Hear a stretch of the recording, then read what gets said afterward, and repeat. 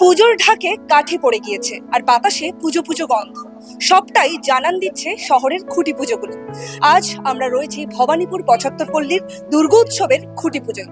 ঘুরে দেখাবো আপনাদের ঠিক কি আয়োজন রেখেছে তারা, আর এই বছরের তাদের থিম ভাবনায় ঠিক কি রয়েছে। কথা বলবো এখানকার পুজো আয়োজকদের সঙ্গে। চলুন দা ওয়ালের চোখ দিয়ে দেখায় আপনাদের এই বছরের ভবানীপুর ৭৫ পল্লীর দুর্গোৎসবের খুঁটি পুজোর খুঁটিনাটি।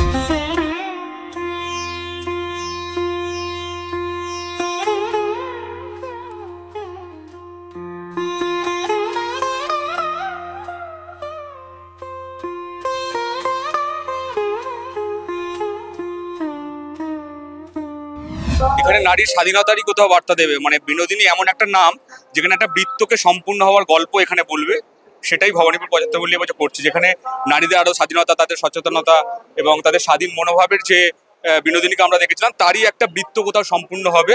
১৪১ বছরে তার যে জার্নি, তার যে ভাবনাটা ছিল, বিষয়টা ছিল, যেটা নিয়ে থিয়েটার জগৎ এতদিন আবেদন করেছিল, সেটাই কোথাও মাননীয় মুখ্যমন্ত্রী এবারে তার স্বীকৃতি দিয়েছেন। সেটাকে নিয়েই, পুরো জার্নিটাকে নিয়েই কাজ করা হবে।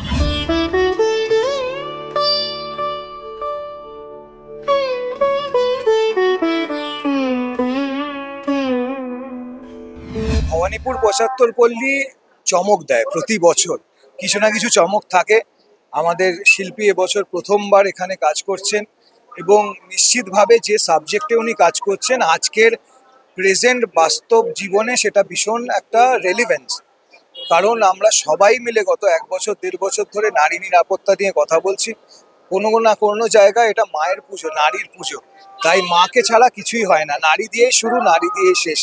আমরা সবাই পৃথিবীতে এসেছি নারী থেকে, তাই সেই জায়গায় আমি ভীষণভাবে ভবানীপুর ৭৫ পল্লীর এই যে ভাবনা, যে বিনোদনী নিয়ে কাজ করা, যেটা বহু বছর ধরে হয়তো হওয়া উচিত ছিল কিন্তু হয়নি, মাননীয় মুখ্যমন্ত্রীর প্রচেষ্টায় হয়েছে। তো সেইটাকে যে রিয়েল লাইফে ফর্ম দেওয়া, সেটা একজন শিল্পী ওনার মাথাতেই আছে।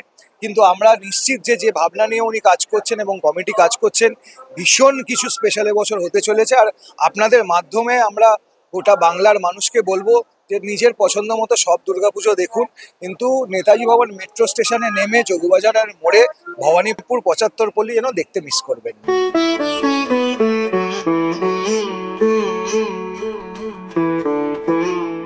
প্রত্যেক বছরের মতন এই বছরেও ভবানীপুর ৭৫ পল্লী দুর্গোৎসবের খুঁটি পুজোয় এক অভিনব থিম দেখা গেল, নারীর ক্ষমতায়ন।